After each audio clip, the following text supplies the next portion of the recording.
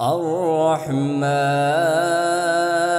علم القرآن خلق الإنسان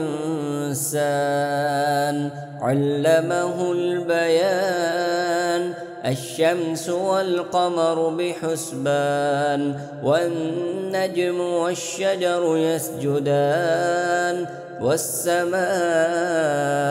رفعها ووضع الميزان ألا تطغوا في الميزان وأقيموا الوزن بالقسط ولا تخسروا الميزان والأرض وضعها للأنام فيها فاكهة والنخل ذات الأكمام والحب ذو العصف والريحان فبأي آلاء ربكما تكذبان خلق الإنسان من صلصال كالفخار وخلق الجان من مارج من نار فبأي آلاء ربكما تكذبان رب المشرقين ورب المغربين فبأي آلاء ربكما تكذبان مرج البحرين يلتقيان بينهما برزخ لا يبغيان فبأي آلاء ربكما تكذبان يخرج منهما اللؤلؤ والمرجان فبأي آلاء ربكما تكذبان وله الجوار المنشآت في البحر كالأعلام فبأي آلاء ربكما تكذبان كل من عليها فان ويبقى وجه ربك ذو الجلال والإكرام فبأي آلاء ربكما تكذبان يسأله من في السماوات والأرض كل يوم هو في شأن فبأي آلاء ربكما تكذبان سنفرغ لكم أيها الثقلان فبأي آلاء ربكما تكذبان يا معشر الجن والإنس إن استطعتم أن تنفذوا من أقطار السماوات والأرض فانفذوا لا تنفذون إلا بسلطان فبأي آلاء ربكما تكذبان يرسل عليكما شواظ من نار ونحاس فلا تنتصران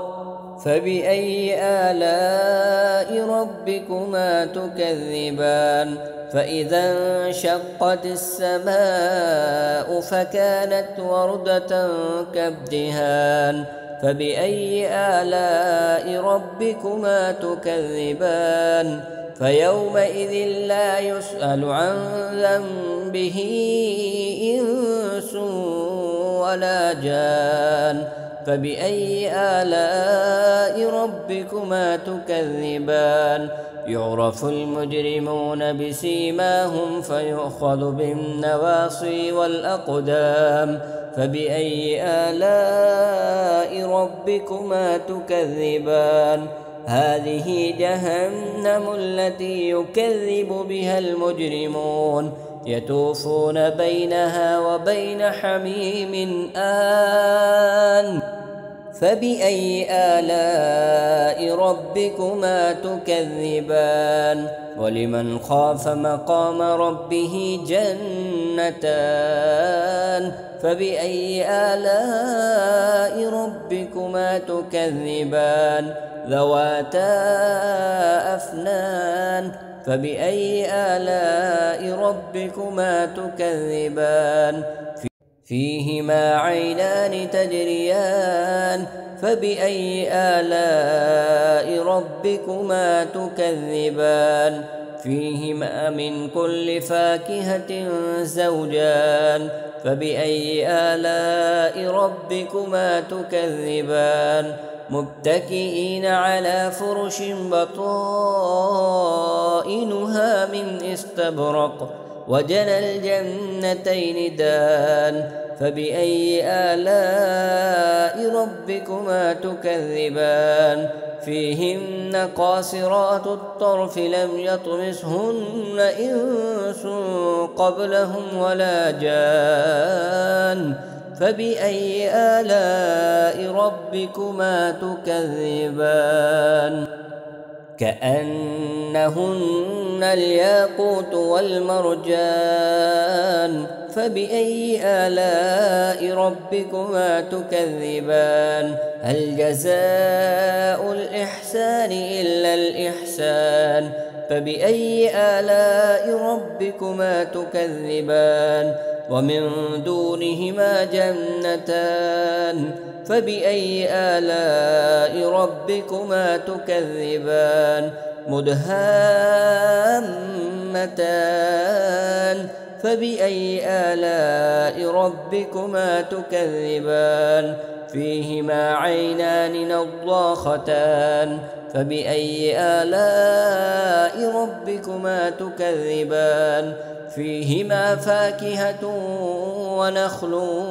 ورمان فبأي آلاء ربكما تكذبان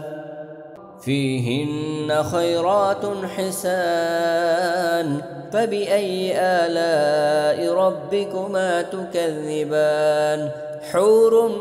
مقصورات في الخيام فبأي آلاء ربكما تكذبان لم يطمثهن إنس قبلهم ولا جان فبأي آلاء ربكما تكذبان متكئين على رفرف خضر وأبقري حسان فبأي آلاء ربكما تكذبان تبارك اسم ربك ذي الجلال والإكرام صدق الله